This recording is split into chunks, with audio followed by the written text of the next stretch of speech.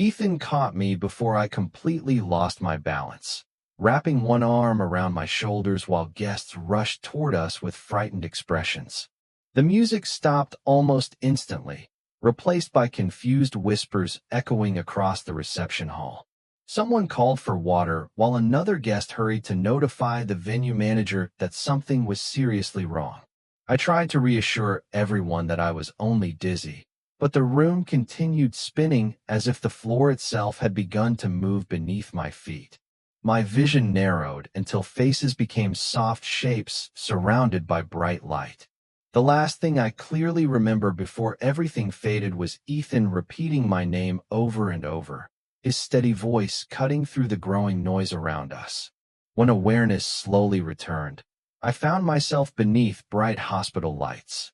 The steady rhythm of medical monitors filled the quiet room, while unfamiliar equipment surrounded my bed. My mouth felt dry, my head was heavy, and every attempt to sit up made the dizziness return. Ethan was asleep in the chair beside me, still wearing the same suit from our wedding. Although the jacket had been folded neatly across the back of the chair, and his tie had been loosened, dark circles rested beneath his eyes, making it obvious he had not left my side for hours. As soon as I shifted slightly, he woke immediately. Relief spread across his face so quickly that it nearly broke my heart. He stood, gently squeezed my hand, and smiled in a way that looked hopeful but exhausted at the same time. "You scared everyone," he whispered. "The doctors wanted to keep you here for observation." I asked what had happened, expecting to hear that dehydration or exhaustion had caused everything. Instead, Ethan hesitated. That single pause told me the answer was not simple. "They are still running tests," he said carefully. "They found something that they cannot explain yet." Before I could ask another question, the attending physician entered with a calm expression and introduced herself as Dr. Melissa Harper. She reviewed my chart before pulling a chair closer to my bed. Her tone remained professional but noticeably cautious. She explained that my heart, blood pressure, and neurological scans all appeared stable, which was encouraging, yet one laboratory result had raised unexpected questions. She emphasized that they were not making conclusions until additional testing confirmed the findings. She also asked a series of detailed questions about everything I had eaten or consumed during the wedding reception. I listed breakfast, lunch, appetizers, cake, and finally remembered the single glass of champagne Lucas had handed me moments before everything changed. Dr. Harper quietly wrote several notes before thanking me. She assured us they would continue evaluating every possibility and reminded us not to jump to conclusions. After she left, Ethan remained unusually quiet. I knew him well enough to recognize when he was thinking through something carefully instead of speaking emotionally. He finally admitted that several nurses had asked the same question repeatedly about the timing of my symptoms. According to everyone who had witnessed the reception, I had looked perfectly healthy until only a few minutes after drinking that toast. Even then, neither of us wanted to believe it meant anything significant. Coincidences happen every day. Stress, excitement, lack of sleep, and travel could easily affect someone during a wedding weekend. Still, an uncomfortable feeling settled deep inside me. Late that evening, my parents arrived carrying flowers and reassuring smiles. My mother hugged me tightly, while my father insisted everything would soon return to normal. They both blamed the months of wedding planning and encouraged me not to worry about medical details until every result came back. I appreciated their optimism, yet something felt strangely different. Lucas did not come with them. When I casually asked where he was, my mother answered almost too quickly. "He had to head home early," she said. "He said he felt overwhelmed after everything that happened." Ethan glanced toward me without saying a word. It was only a brief look, but I understood exactly what he was thinking because the same question had quietly entered my own mind. Lucas had always been the first person to appear whenever our family faced even the smallest emergency. He once drove nearly 300 miles overnight just because our father had sprained his ankle during a hiking trip. Yet now, After watching his older brother collapse during his wedding, he had simply gone home without visiting the hospital even once. I tried convincing myself there had to be a reasonable explanation. Maybe he was shaken. Maybe he felt guilty for leaving me alone during the reception. Maybe he simply needed rest after an emotional day. But as the night grew quieter and hospital staff continued drawing blood for additional tests, I could not stop replaying one image in my mind. Lucas standing across the reception hall, holding his untouched champagne glass, watching me struggle while everyone else rushed toward me, before calmly turning around and disappearing into the crowd. The following morning began with another round of blood tests, quiet conversations outside my hospital room, and the uncomfortable feeling that everyone knew more than I did. Dr. Melissa Harper returned shortly after 8 o'clock, carrying a thin folder and a thoughtful expression. She explained that the latest laboratory results had ruled out several common medical conditions, which should have been reassuring, yet one finding continued to stand out. A trace substance had appeared in my system that did not belong there under ordinary circumstances. She was careful with every word, reminding Ethan and me that the amount was small and that additional testing would determine exactly what it was and how it had entered my body. She also emphasized that the hospital had already preserved every sample according to standard procedure. Ethan thanked her for being honest, but I could see the concern growing behind his calm expression. As soon as the doctor left, silence settled over the room. Neither of us wanted to say the obvious possibility aloud because speaking it would make it feel real. Instead, Ethan quietly opened the notebook he always carried for work and began writing down every detail we could remember from the wedding. What time we arrived, who greeted us, what we ate, every drink we accepted, every conversation we could recall. It felt strange turning the happiest day of our lives into a timeline. But the more carefully we reconstructed the afternoon, the more one detail refused to disappear. The champagne Lucas had personally handed me was the only thing neither of us had planned. Everything else had come directly from the venue staff according to the reception schedule.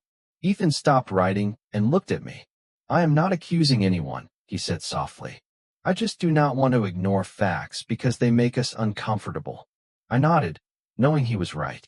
A few hours later, one of the wedding coordinators called to check on my condition. After expressing genuine concern, she mentioned that the venue had security cameras covering the reception areas for insurance purposes. She offered to preserve the recordings in case we ever needed them. Ethan thanked her immediately and asked whether the footage would still be available in a few days. She assured him it would and promised not to overwrite anything. That single phone call changed the atmosphere in the room. Until then, everything had depended on memory, and memories could be unreliable. Cameras, however, rarely cared about emotions. My parents returned that afternoon with fresh clothes and more encouraging words. They insisted the doctors would soon identify an innocent explanation. My father even joked that our family had always been dramatic enough to turn one wedding into a story people would tell for years.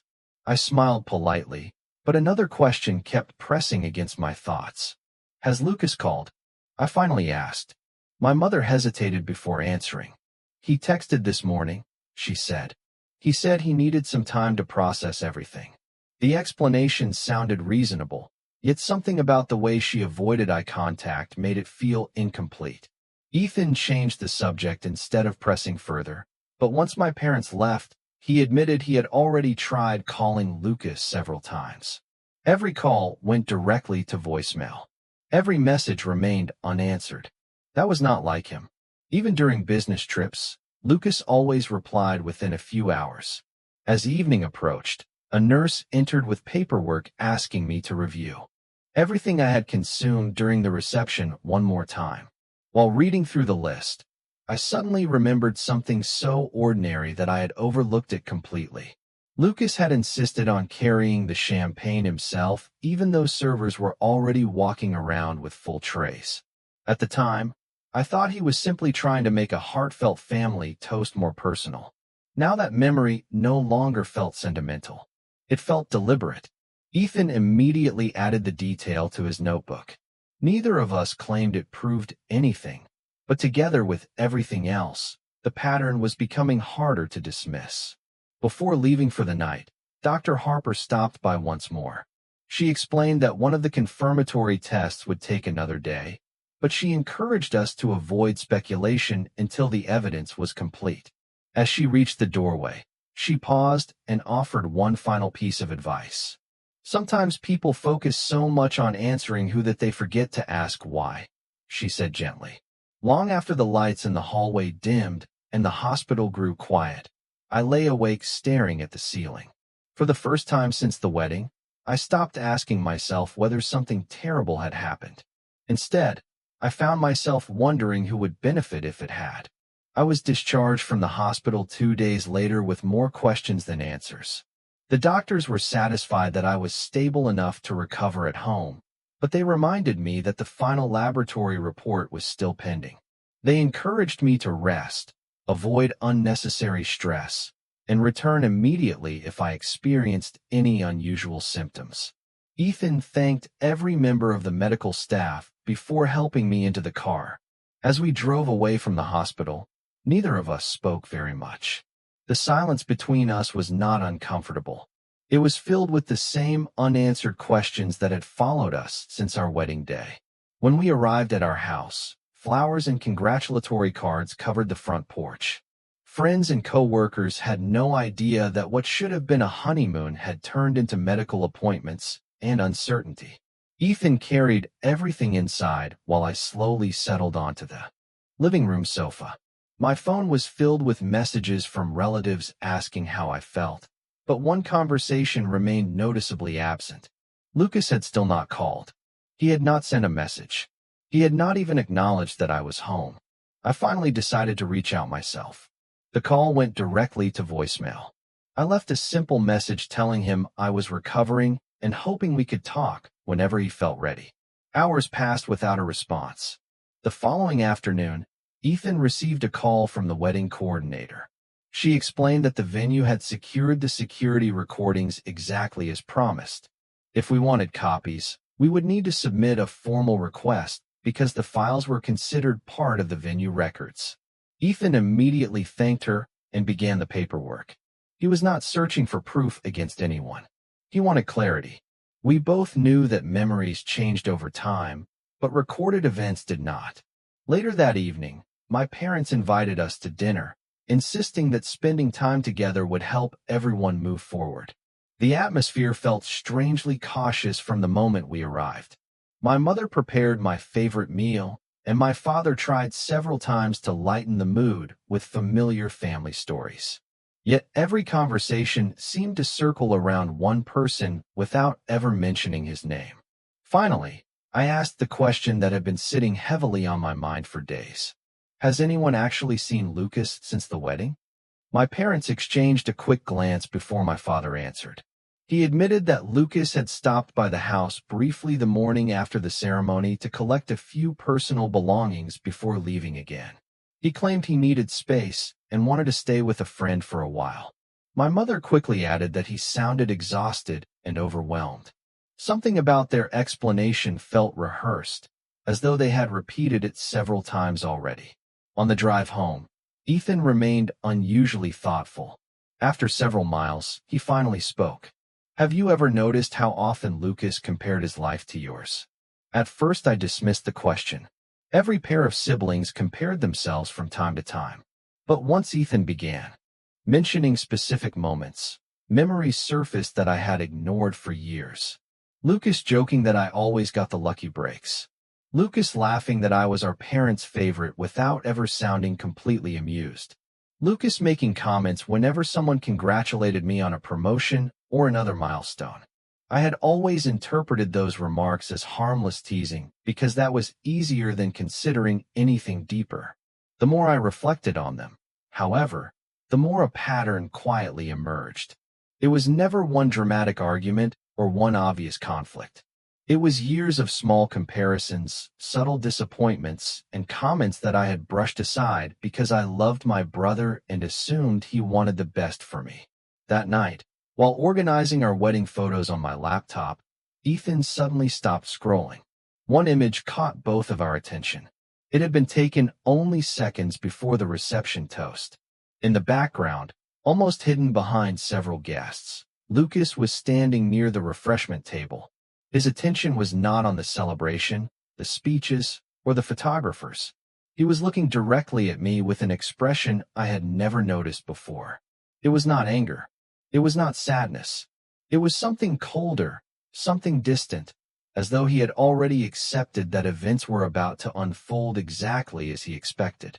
Ethan enlarged the photograph, but the image became grainy before revealing anything more.